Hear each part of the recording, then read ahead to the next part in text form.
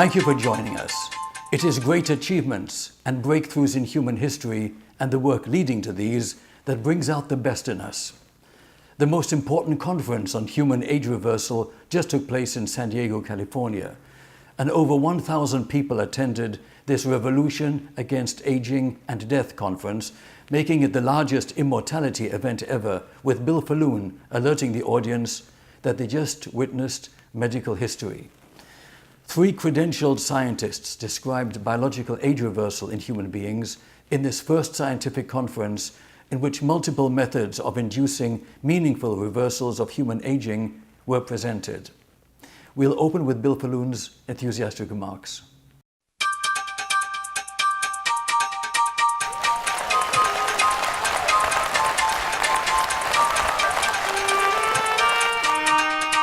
Does this audience understand what just happened over the last 2 hours? Do you understand? You had 3 prestigious scientists who have cumulatively published hundreds of studies. But they've got proposals right now to reverse biological aging. Dr. Fahey, he's got the ongoing trial. Dr. Maharal and Dr. Kiprov, they're designing studies right now to reverse human aging. This is an absolute unprecedented period of history. The European Renaissance describes a period that led to the transformation of the way people think. It transformed the ignorance and the irrationality of the Dark Ages into the wonders of early modern society. For those who don't know, the Renaissance is viewed historically as the most significant era of scientific discovery and advance. That history is going to radically change. This Revolution Against Aging and Death conference aims to ignite a biomedical renaissance that will have an exponentially greater impact on societal and scientific thinking than did the European Renaissance of 700 years ago.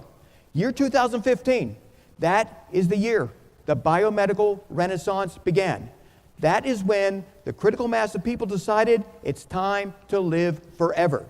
And the wealthy people are putting significant dollars into aging research. Not nearly enough, but they're doing it for the first time. And you think of wealthy people 20, 30 years ago, they didn't do these sort of things, but they are doing it. They're doing it in big ways. Mark Zuckerberg announced just 3 weeks ago, he's giving 99% of his fortune away, and he believes he's going to be able to cure virtually every disease that afflicts mankind.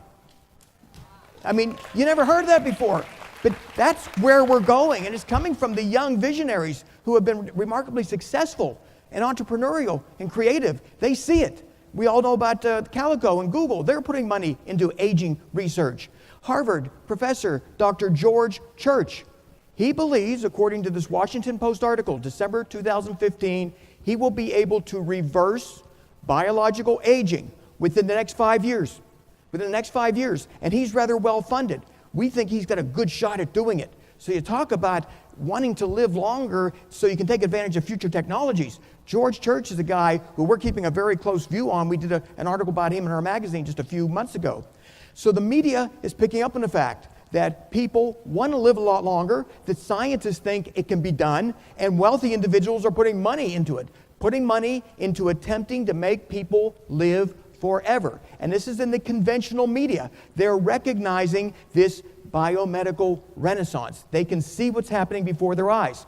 Now, April 2015 Time magazine ran a cover which doesn't impress anyone in this room, because we know children born today, they're going to live a lot longer. They'll live a lot healthier. That's not what we need, though. People in this room need to see covers like this. That was the April-May issue of Forbes. An individual named Osman Kaibar, he is spending a lot of money, he's very wealthy, attempting to reverse aging in humans. This is what we want to see. The infants, they can fend for themselves. We, in this group, need to reverse our aging process. You have seen a number of people in this room, or some people on the stage, I should say, who are self-experimenting, including me. We are experimenting with therapies that we see are working in the animal model, and we're not going to wait for the FDA to prove it. We are going to put those therapies in our own body. You're going to hear two other speakers talk about that during this conference. So the scientists are growing impatient. They're seeing results in the laboratory, and they want those results for themselves. And one of those self-experimenters is Dipnarain Maharaj. He's hooked up to an apheresis machine there. I've been on that bed 2 times, by the way, undergoing a stem cell therapy. So we're doing ourselves what we're filing applications with the FDA for now to get approval to do widespread clinical studies. 2015 again, that is the year the biomedical renaissance commenced. And the FDA approved the first clinical study to test a drug called metformin to see if it could slow down the pathological effects of aging. And the media, they exaggerated it by quite a bit. They're claiming that metformin by itself is going to enable people to live to be 120 years of age. These news headlines went all over the world, and we know that metformin is not going to do that by itself. It's a great drug, but it's not going to let you be 120 just by taking metformin. And one of the reasons we know that is, well, we've been studying it extensively. And what's happening right now is that seniors who heard about the study that this drug could enable people to live 120, they're scrambling to get into that study.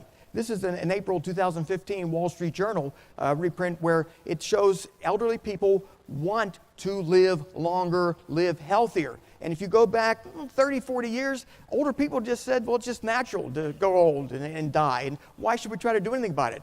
Well, this drug has enlightened enough people and motivated them to want to get into a clinical study. Now, Life Extension recommended metformin as an anti-aging drug back in March of 1995. The FDA went literally berserk.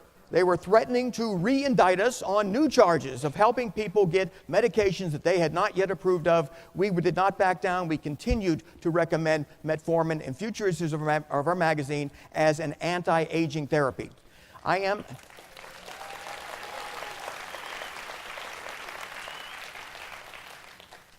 My name, as you know, is Bill Falloon. I started the Life Extension Foundation out of a little warehouse in Pompano Beach in 1977. I had some laboratory equipment, and I got a lot of media attention in the South Florida area. I was on every major talk show, newspapers. They loved to cover this weird person who was trying to find a way to not let people die. But from 1977 to 1980, absolutely no consumer interest. I'm looking at this room here thinking, wow, for 3 years I had zero, absolutely zero. Though if I went on a radio talk show, people would call in out of curiosity and ask the crazy questions that we all get asked. Why do you want to live forever? What about the population? Things like that. So I've been around doing this for a while. We do have a track record that goes back to essentially 1981 when we introduced DHEA as an anti-aging therapy. We again had to go to war with the FDA over that. 2 of our Life Extension members were arrested for importing DHEA. We hired a lawyer immediately, bonded them out, and we won those cases. They didn't even go to trial, by the way. The FDA illegally had these people arrested, and we were able to show that they had no basis to do it. But that's the kind of battles we've had to fight. Low-dose aspirin. We recommended that to reduce the risk of ischemic stroke, coronary thrombosis, even cancer, and we battled the FDA for 15 years before they allowed a claim for something as simple as low-dose aspirin. Coenzyme Q10, FDA went berserk over that. They raided health food stores around the country before the Dietary Supplement Health and Education Act was passed. So we've been at the forefront of bringing out technologies before the rest of the world finds out about them. And those 3 scientists that just spoke here, Dr. Maharaj, Dr. Kiproff, Dr. Fahey, we are working very hard to get them funding so that they can move this research forward so that we can all benefit. And some of our people, they want to participate as study participants. They want to be part of a study in an experimental situation. Life Extension Foundation funds about $10 million every year on a wide variety of projects.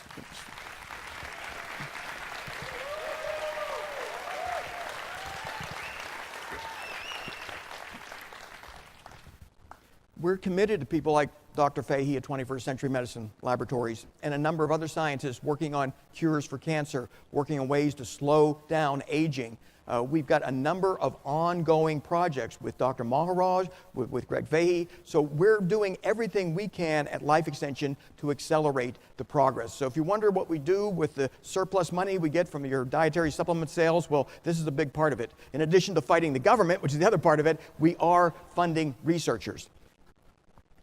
This is a little presentation I try to give anytime I talk to a group. And this is people who had a lot of money, and they're missing the longevity boat that I think everyone in this room is aware is right in our grasp. In other words, a way to reverse aging. Someone with $220 million dying of gastric cancer, it's absurd. It's absolutely absurd. And it's even more absurd when you have $3.5 billion and you die from leukemia complications. This does not make sense. And I could actually spend a whole night showing these slides, and these are just from the year 2015. 2015, these famous people with money did not use their money or their fame to do anything about the aging process that was killing them. $180 million, and you die of something like breast cancer? There's so much that can be done. And I didn't read about anything unique about some of these individuals. $4 billion.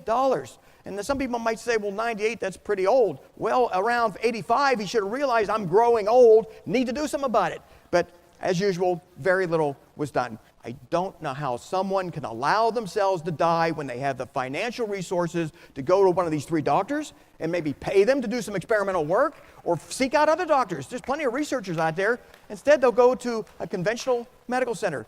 They'll go to MD Anderson, Mayo, Sloan Kettering, and they feel they're going to the best. The Subway founder, he went to Yale University Medical School. Sounds real prestigious, doesn't it? He's dead in 2 years. So it really wasn't impressive to use big names to decide who's going to treat you. And just a week ago, an individual named Rudolph Mars Jr. He is the Mars of the M&M candy fortune. Net worth, $31 billion. He's dead at age 84. Now, maybe he did some good work. I can't say that any of these people didn't do the right thing, but for the most part, no one does. I don't see it in the way that researchers are being funded. How do you die with $31 billion from a chronic illness without doing something about it? My view is that at some point very soon, the people who have the financial resources to make a difference, when they die and they don't have any track record of trying to stop that death process, it's going to be viewed as a disgrace, as a humiliation, an embarrassment. It's going to be looked upon as moronic. Where an obituary says you're worth $31 billion, well, what did he do to stay alive? I mean, if he tried and failed, that's okay. But you just held on to that money while you're going downhill? It's absolutely absurd. And I believe the public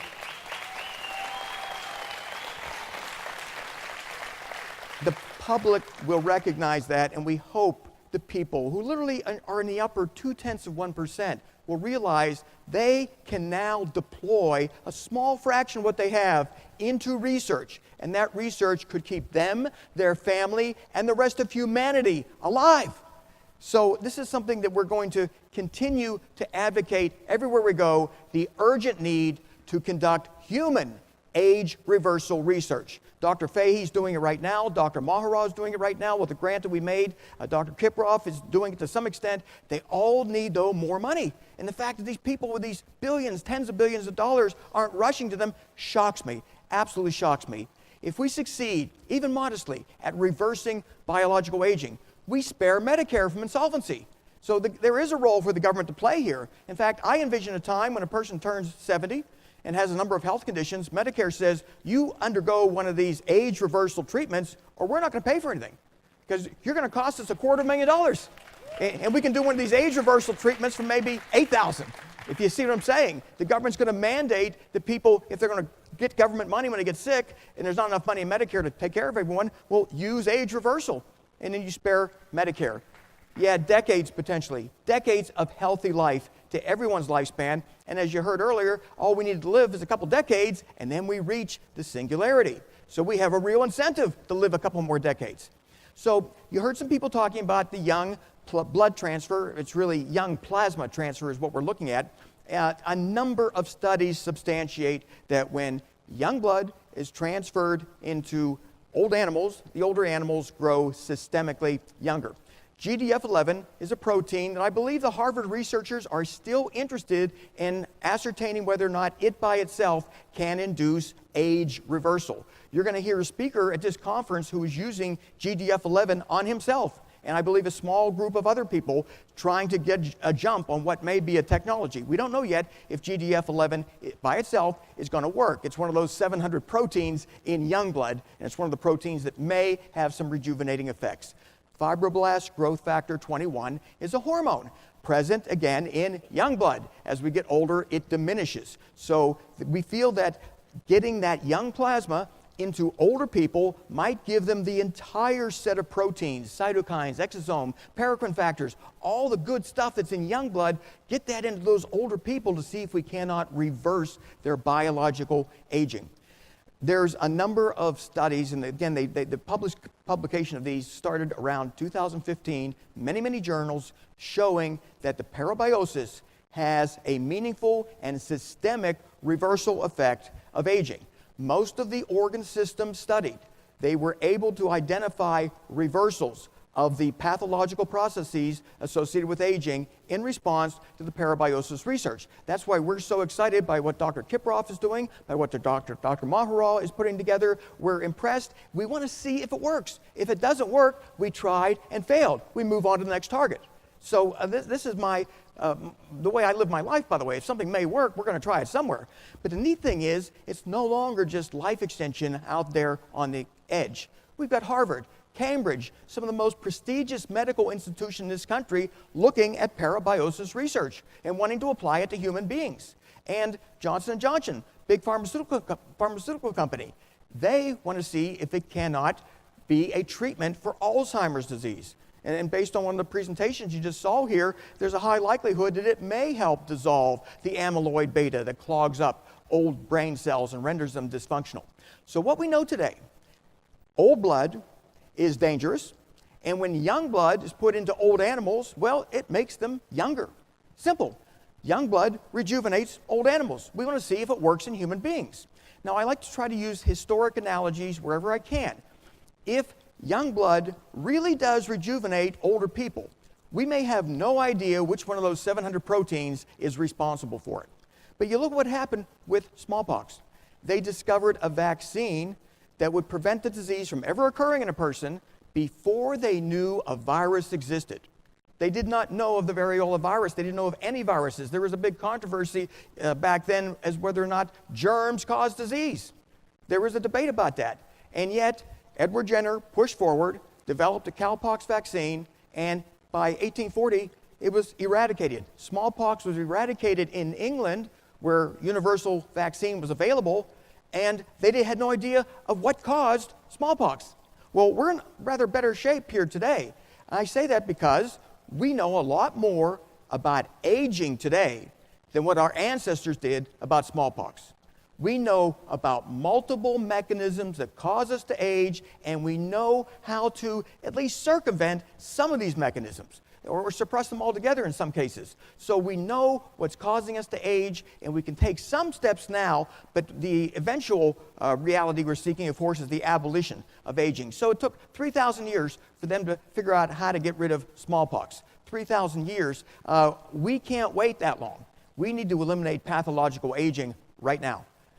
So another historic analogy. I love history, by the way. Scurvy, I was taught in my high school history books that once they discovered citrus would prevent or cure scurvy, then everyone started using citrus and it went away. But that's not the case. First recorded use of a citrus fruit was some Portuguese sailors in 1497. They were able to cure scurvy using citrus. And then a couple hundred years go by. And a British, or actually a Scottish physician, Mr. Lind, Dr. Lind, he did a human study. He proved citrus could cure scurvy. He did a study, proved it, published it, and it took the British over 50 years to mandate the citrus. The sailors were dying needlessly after a human clinical study was published. That is happening today, by the way. Lots of good information in the published literature, very little of it used to save human lives. But if you look at the fact that they discredited the citrus cure in 1870. And they did that because they used oxidized lime juice as the active ingredient. And when lime juice oxidizes, the vitamin C disappears.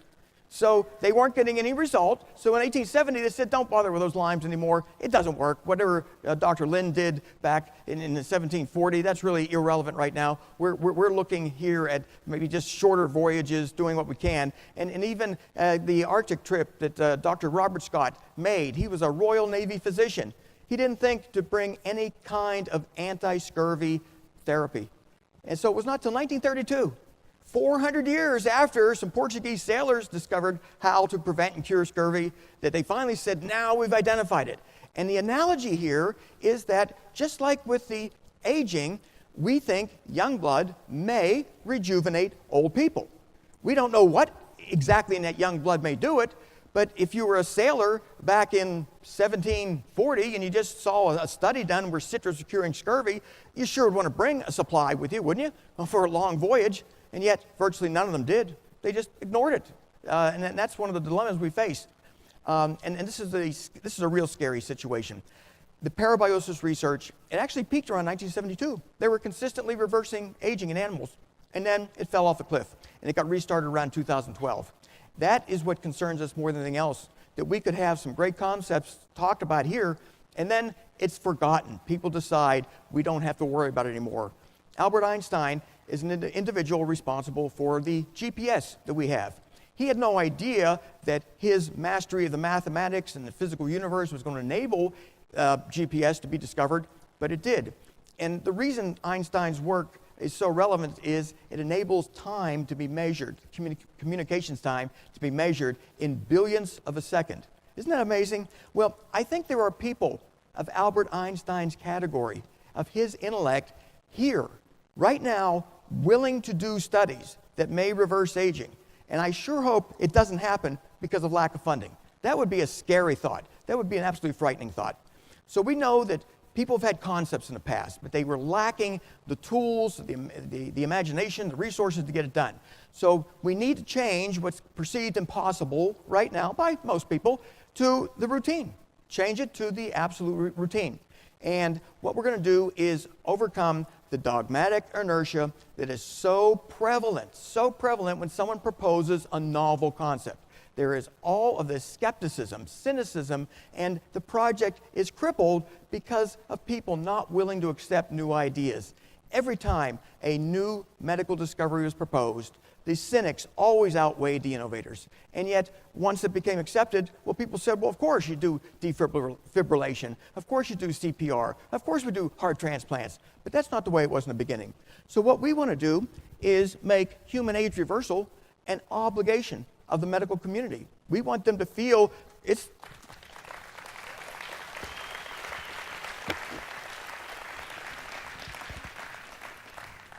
We want them to feel just as much need to take an elderly person and enable them to grow younger as they would if someone had a cardiac arrest in their office. Well, of course you're going to do CPR. If you've got a defibrillator, of course you're going to shock that heart back into a good rhythm. And if the heart really is in bad shape and you have an available transplant, well, of course you do a transplant. And if an old person is getting old, make them young. It's going to happen. I was looking for one word that I could use to describe myself if I failed to do anything at all about disease, aging, and death. If I spent my whole life just hoping somebody else would do something so that I could just take a lot of vacation time, take a lot of days off, watch a lot of TV, keep the money for myself, not spend the $175 million, I would feel ashamed if I contracted a situation. And before I would wind up in this situation, a terrible predicament, because you don't really know at that point, you're in this predicament. An ICU unit. We have so many people who call us and they want to join Life Extension after their father is in an ICU. And they think we can do something to reverse that. Well, for the most part, we're unable to because our recommendations are ignored by the conventional doctors.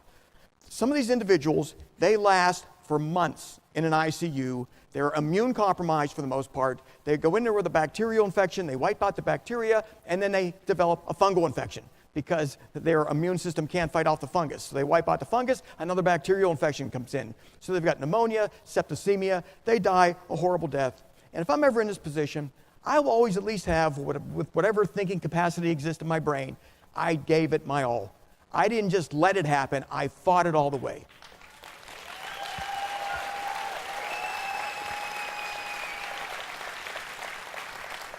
And I know you all might not all agree with me, but I really believe if you're going to go down fighting. Don't just let nature take its course. That's not the way we do things at Life Extension. So again, an urgent need for human age reversal studies. must make this happen. Now, here's the dilemma: how biomedical research is typically funded. You've got brilliant scientists who don't have a lot of money, so they need to find donors, need to find venture capitalists. And for the most part, be it a government grant or an individual donor or a company, they pay all the financial costs. That's the way it has to work. And unfortunately, a lot of promising scientific studies never even get up off the ground because the money just never manifested, or it was withdrawn right in the middle of the study. This is the tragedy. So what we've done to go beyond what Life Extension has been able to do is set up a company called Age Reversal Therapeutics. The objective is to raise a very small amount of money from very wealthy, accredited investors only. No one can invest in this unless they have a lot of money. But the idea is we feel we have 5,000 to 10,000 of those accredited investors already on our membership list, and we have indications. They've emailed us saying, we want to fund Dr. Maharaj's study, we want to fund some of these other studies. And I said, well, let's try to do this right. And unfortunately, we have something called the Securities and Exchange Commission, an SEC, that I had to deal with for the last 12 months in order to get this company legally established. Because the SEC loves to throw you in jail if one piece of paper is out of place. So we got the company established. At the Life Extension booth are the private placement memorandums. And there's enough here for a lot of people. But the only people that can put money into this are really the upper 1/2 of 1% as far as I'm concerned. I've had a number of people, by the way, want to write checks to this, and their net worth may be $300,000, $500,000. I refuse to take their money. I won't take money from people on a speculative type investment because we are going to fund age reversal research. If it works, company's going to do great. If it fails, well, we spent $25 million and we know what doesn't work. So I'm only seeking people with substantial net worths to put money into this and get it up off the ground. We feel $25 million will enable us to launch 4 to 6 of these age reversal projects, keep them funded for the next 2 or 3 years, and see what kind of results we get. We are going to be very meticulous about the results. We're going to make these payments in milestones. If they don't recruit enough study subjects in the proper amount of time that they're given, if they're not getting the results we're seeking in the early phases, we're going to cut it off and we're going to jump to something else. We're not just going to put money into a technology that is obviously failing. So we're going to have a little bit of a different way of doing this. So connecting the dots. You've got brilliant scientists, brilliant physician scientists. That's Dr. Maharaj and Dr. Kiproff. They are physician scientists. They're medical doctors and they're scientists. But we've got all these people in the scientific community. We've got the interest, as evidenced by the people in this group right now. We've got very wealthy people who have far more money than what they're ever going to need. And so many times they forget about the 40% federal estate tax, meaning upon their death, the federal government comes in and takes 40%. Maybe use a little bit of that to fund aging research so you don't die and pay that 40% tax. So we need to connect the dots. That's our objective. Now this is a little Pac-Man diagram that we did, and it shows what has to happen when someone conceives of a hypothesis. The great news is we're way beyond the hypothesis, cell study, small animal study. We're now at the proof of concept human study, or even a full-blown clinical study. We're working on an IND, so the FDA hopefully approves it so we can do some of this. Greg Fahey is already doing the research at Stanford, so he's already very far ahead as far as being able to reverse aging. But the bottom line is every step of that process requires money. There's no other way to get it done without some money being put in. In the beginning, it can be a small amount of money. We've done cellular studies funded by Life Extension with Biotime, where we were able to reverse aging in a human cell. That was unprecedented. We did that, I think, around 2009, 2010. But of course, to get it all the way up to an age reversal therapy takes a lot of money and a lot of time. But nonetheless, that's kind of how it works. So our plan, as far as how we plan to do this, is to ask people who are able to financially and want to live longer. We really want to get to people who desire this technology. But frankly, if a wealthy person comes in and just says, well, I'll speculate, that's fine too. Put money into this company. By the way, I have 0 ownership in this company. Please understand, it is illegal for me to have an equity ownership in this company because it's primarily owned by the nonprofit Life Extension Foundation. There cannot be a private benefit to anyone involved with life extension when it comes to raising money and doing research. So this is a very unusual presentation. I'm talking about raising money, and I don't have any stake in it. Whether we raise 25 million, whether it makes 100 million or makes nothing, I personally don't have any financial interest. It has taken up about half of my time to put this together over the last 12 months. So it means you do without your social life, you give up your vacations, you give up almost every day off, because I have another job to do, running the Life Extension Buyers Club. So I have to do both. And the only way to do both is you give up everything else to focus on what you need to do. The good news is it's done, it's set up, it's established. So what we plan to do is identify the scientists who have promising proposals that may result in biological age reversal. That's the first step. Identify them, and we think we've already identified a number of them, including the 3 that you just saw up on the stage. We're helping Greg Fahey out, by the way, with those MRI evaluations, and we're helping Dr. Mahara out in different ways, and we're trying to work Dr. Kiproff to get him up off the ground. We want to see these scientists funded so that they can do their research and keep them in the laboratory, not trying to raise money. And unfortunately, they wind up doing a lot of that. So once we identify the scientist, we provide the money. That's a critical component to make the research work. And if any of the research is fruitful, it will yield money, which will go back to the company. And the way the company is structured now, there will be a marketing attempt to get lots of people to use the age reversal technology. And we're doing that for a lot of reasons. We want to be a catalyst. We want to be like the first .com company that generates general interest, where someone else is going to say, I want to set up a business like that too, because look at all the money they're making. And if we get a couple hundred companies competing to make you younger again, that's good news. That is good news. We want to reward investors, because if people see that happen, they're going to say, wow, let's go after the next company that wants to reverse aging. Big Pharma will jump into it. Lots of people will jump into it once they start seeing money. And of course, continue the research. My mission would be to use most of the funds, if possible, to keep funding research. But I do want to reward the investors, as I said, to set that track record. Once you start making money, you become a hero. Look how easy it is to raise $25 million. Now, this is not 1977 anymore. It's not 1980. Life Extension has about 300,000 people that we mail our magazine to, or they log onto our website if they don't want the paper used. We have about that many. I think we have 5,000 to 10,000 of those accredited investors. And they have expressed an interest that they don't want to die. They want to be made young again. And it would be a rather disgraceful situation if only 100 of them put up 250,000. Because that would mean those other thousands are just going to sit back and hope somebody else does it. And if they do it, then they'll get the benefit without having to risk anything. I'm hoping, frankly, we get more than 1,000 people. And at that point, we can say, well, you're only going to be allowed to put in 25,000. Or maybe a little bit more. We can take in up to 30 million maybe. But nonetheless, I'm hoping that the community, the life extension community, will understand that this is a joint effort. You can't just go out and call someone like Peter Thiel. He's given about $6 million to SENS, and no other billionaires seem to want to write those checks, though SENS is getting some interesting donations now that Aubrey can tell you about. But the point is, it's not appropriate to go pester a billionaire who is spending money on research and think, well, he'll spend money on my project too, when there's all those other billionaires out there sitting back and doing nothing. It just isn't fair. So it's the way I view it. So if you look at how conventional funding is raised, you go to an investment bank, and then they will take your offering through their system, and they'll have their brokers sell your stock, and you got to pay all these commissions.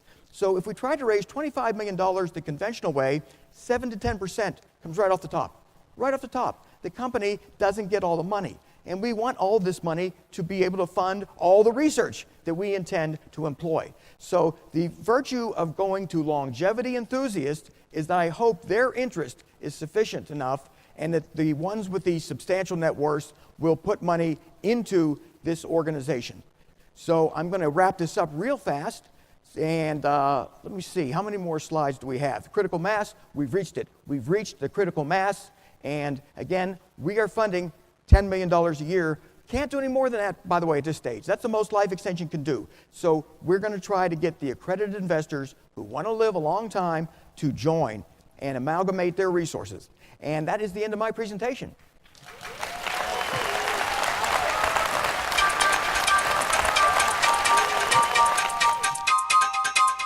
This concludes our special report on the Conference on Human Age Reversal. I'm Richard Peretz. Thank you for being with us.